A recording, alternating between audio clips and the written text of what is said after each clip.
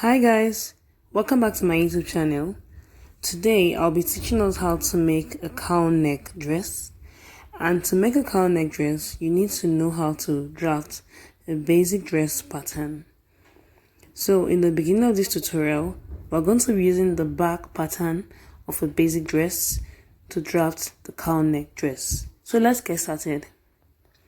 Alright, on my table here I have my already folded fabric and I have my back pattern of a basic dress. There is no zipper and no dots. Okay, so I've placed a basic back pattern on the fabric and I'm measuring 13 inches away from the shoulder line. Okay, so this is 13 inches away from the shoulder line.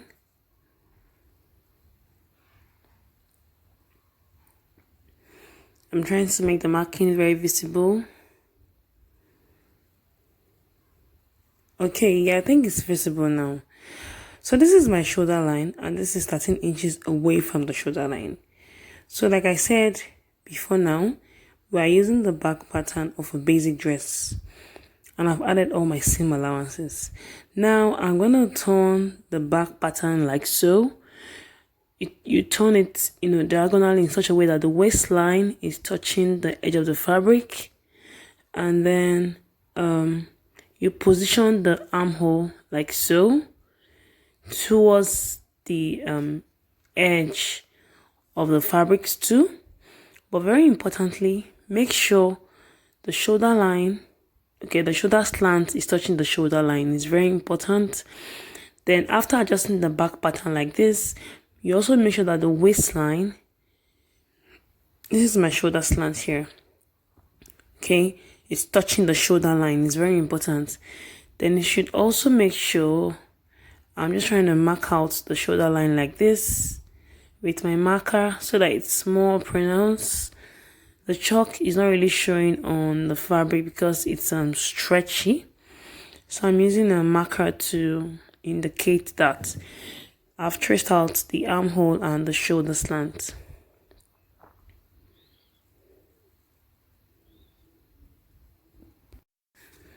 So like I said, make sure the waistline is touching the edge of the fold in a slanted manner. Then I'm just going to trace out the side like this.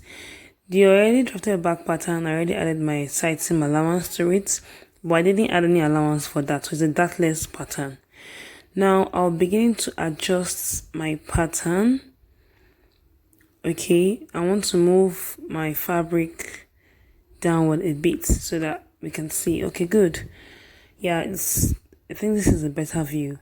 Okay, so I was saying that I'm going to trace out from my chest line to the waistline. Then I'll begin to adjust the pattern like this. Can you see? So you have to do that in a very tactical manner. So you just start adjusting and then tracing the side seam, because the only difference between the front and back pattern is the cowl. So presently, what we are drafting is the front, which has a cowl. Okay, and the paper pattern is for the back, which I'll transfer to my fabric later.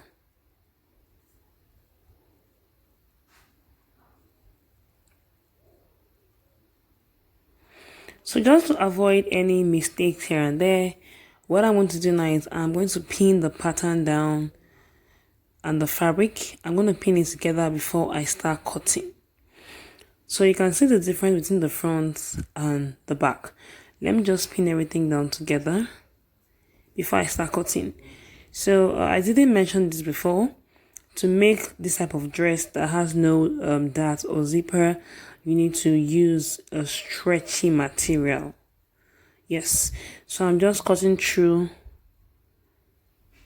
Okay, now I'm going to cut the sides,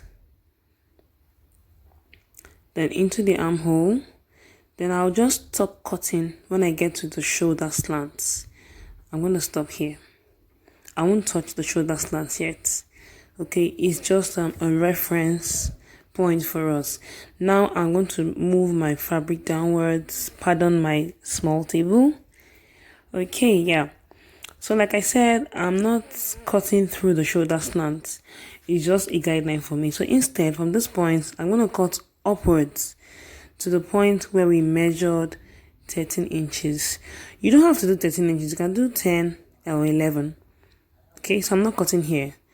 Okay, now I'll just cut from the 13-inch point. So this is my front pattern. Okay, then the paper pattern is the back. I'll transfer it to my fabric later. And of course, my basic sleeve pattern. I'm going to drop a link in the description box on my previous tutorial on how to cut a basic sleeve. Okay, so all my patterns are ready. This is the back. I just transferred the paper directly, which is this. This is the back pattern here.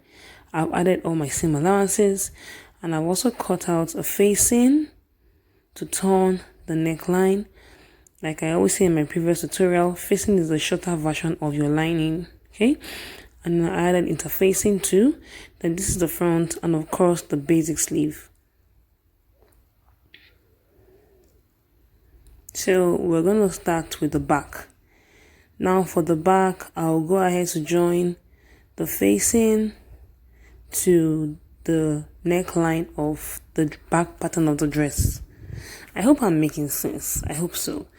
So this is my interfacing. Okay, I'll just go ahead and sew the facing to the neckline. So just in case, I use 3.5 inch by 1 for my neck width and neck depth. Then this is my basic sleeve. I'll go ahead to do a roll them on both sides. Okay, so I have turned the neckline of the back pattern here, and make sure you do a top stitch. Okay, so make sure you do a top stitch to secure the facing to the neckline of the dress. Now going back to the front pattern, I'm going to cut out a diagonal like this. Okay, then I'm going to use my serger to serge this round individually. Though this is a stretchy fabric, it doesn't really frill, but just do that. So let me do that. Okay, so I've done that. I've serged the edges and the parts I cut out. Now for the back pattern, okay, I just created a shorter version which is on fold. Okay, for the back, we're going to be using that to drape the cowl in front. Okay, so I won't be using the longer version. I just need the shorter version for just the shoulder to the waistline. Yeah. So now I'm going to place the front pattern on the paper like so, and the first thing I want to do is to match the armhole together. So I'm going to use my tailor's pin and match them together. So I'm going to start from here. You need to be very careful because the fabric is stretchy and you don't want to stretch beyond the necessary points or notch points. So I'm just going to pin them together like you can see. So I'm matching the fabric to the paper. So this method is very good and efficient for those who do not know how to drape on the dress form. So you could just use the pattern to do some little drapes. Now I'm still trying to match the armhole together with my pins. Yeah, I just tried to bring the pattern closer to the camera. So good. Now I'm going to fold in from, I slanted here, so I'll just fold it into two like this. Can you see? Okay, so I'm going to place this on the shoulder tip, and then I'll just move it upward a bit, like an inch excess. Can you see? Because the shoulder is not straight, is not is slanted, so the pleats cannot be equal. Okay, now I'm going to do the same thing on the other side. I'll just fold this into two like this and leave the 1 inch outward, and I'll pin it together. So automatically I have my first cowl. Then I'm going to do the second pleats. Okay, towards the first one.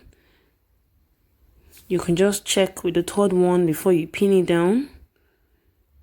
Okay, and since it's freehand, just make sure the pleats are almost the same width.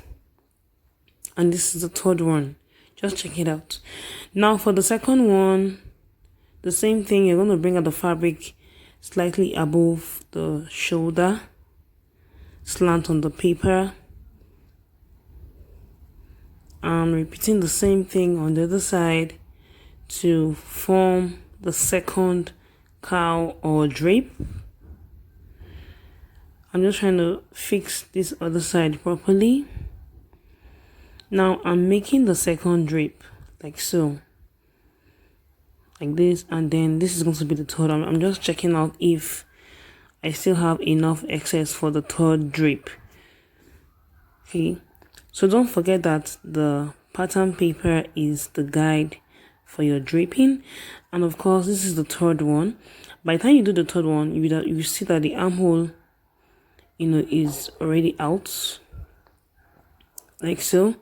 So we have successfully pleated the excesses to form the cowl.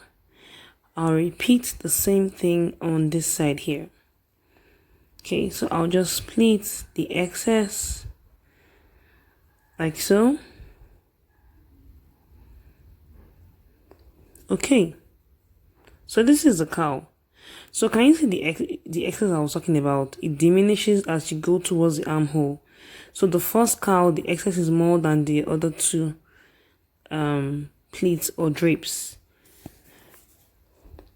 Now, before you take off the fabric from the paper, you want to just stitch together, because if you just take off the pins, you're going to lose all the drapes you made.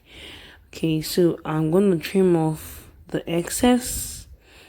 And mind you, I already added seam allowance to my back pattern when I was drafting it, so I need to cut off this excess.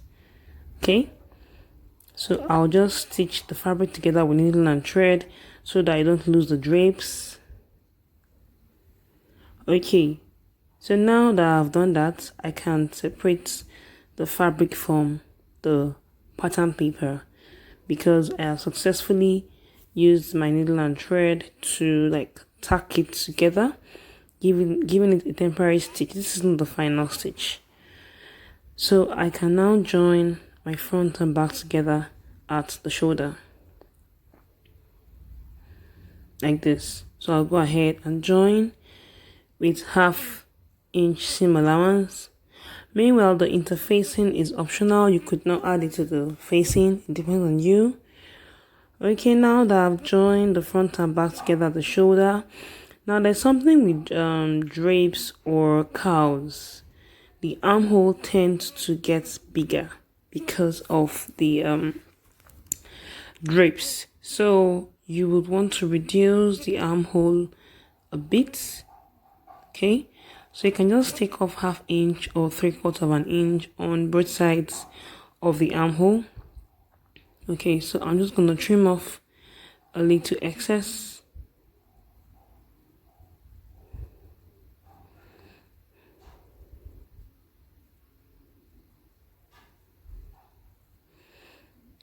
Right, so I'm just trying to pin before I start cutting so that I don't have any discrepancies. So here I'm just trimming off the armhole. I didn't reduce the chest line. I'm just increasing the reducing the armhole. That's all, so that I don't have too much excess. I've done that to both sides of the armhole. Now I'm going to go ahead to attach my sleeves, armhole of the sleeves, the armhole of the dress. Then I'll also go ahead to turn the side seam and roll them for the hem of the dress, and that's all. So this is the final outcome of the dress. Please give this video a thumbs up. Don't forget to subscribe and turn on the notification bell.